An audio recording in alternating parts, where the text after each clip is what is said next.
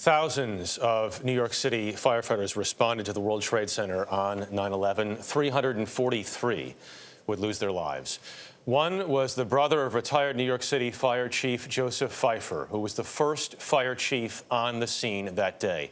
Remarkably, that day, he was being filmed by a documentary crew shooting a film about firefighters in Lower Manhattan. Out on a report of a suspected gas leak, the group watched the first plane hit the World Trade Center. The chief and the crew immediately raced to the scene and soon entered the North Tower's lobby, setting up a command center and attempted to take control of the situation. He is telling his story of that day in a new book, Ordinary Heroes, a memoir of 9/11. Chief Pfeifer, good morning. Good morning. It's so good to see you again. Same here. I wonder what is going through your mind this morning. This morning, 20 years after, it is an emotional morning for me because I remember what I was doing that day, and I remember the faces of my firefighters coming into the lobby of the North Tower. And you had to send them up, including your brother. I did. They came in quietly, and firefighters are never quiet. Yeah. But they had a grim look on their face because they knew they were going to a dangerous, matter of fact, the most dangerous fire of their lives. You were the first chief on the scene. You were in charge. And I'm just wondering how you switched gears so quickly. You were going to a routine gas leak. And to the point you write, I could not think my way out of this situation.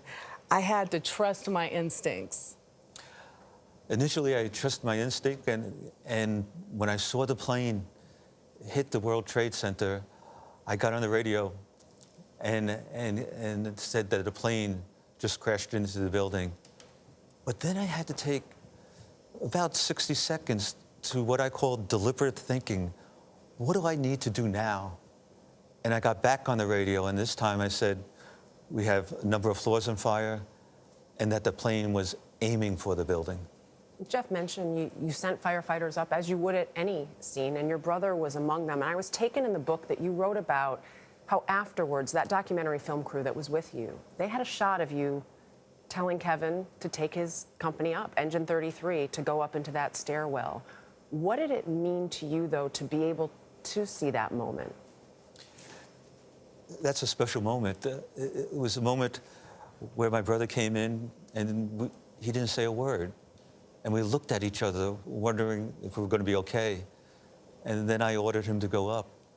And as he turned around and took his firefighters, which Jules was able to get in the film, that was the last time I saw my brother Kevin and Engine 33. And it would never be easy. There's no way to get over this in an easy way.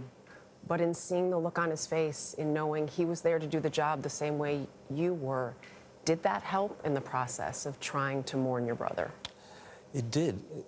This was just a special moment we had, and to have it on film really helped. And so many firefighters, we had their picture that day.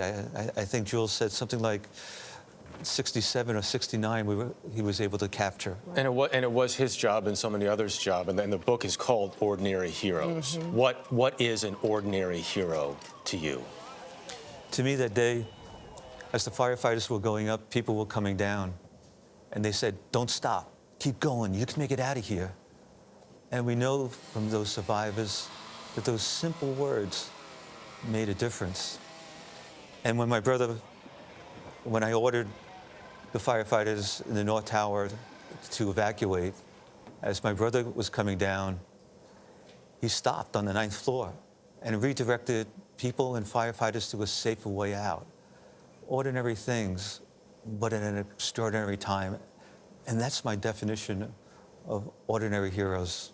You retired in 2018, but you've helped the fire department rebuild, and you've helped in so many other ways. How are we better prepared today than we were 20 years ago? Today, we're working together.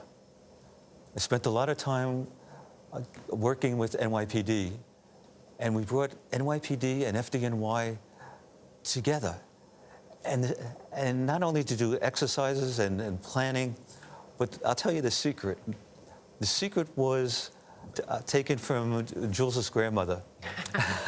And that's, you have to feed them. Sit down for a meal That's first. right, and cook it. Yeah. So before or after every meeting, and we didn't have it at headquarters, we had it at my Center for Terrorism and Disaster Preparedness overlooking Bayside Bay. We gave them a good firehouse meal. And whenever you share bread together with your colleagues, you become friends and willing to risk your life for one another. And that improved communication was key. You talk about things that you wish you had known from the police that day, communication that's improved now. There's one thing I've heard over the last several days, and I'm curious as to your reaction. People say time heals all wounds.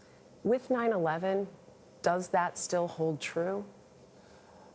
There's a process we go through. And we see it when groups gather in the street they make their own memorial of candles and flowers and pictures because we want to be together. And then we tell stories like we're doing here. But then we look to the future and we envision a better way of doing it. And that's what we did with New York City. How do we respond better? And that becomes, or at least for me, became a new purpose of my life. And the healing. And Yeah. that's part of the healing. And that's part of the book. It is Ordinary Heroes. We thank you so much, Chief Pfeifer, for your time with us this morning. Thank you. That's- It's good to be with you. Best of luck.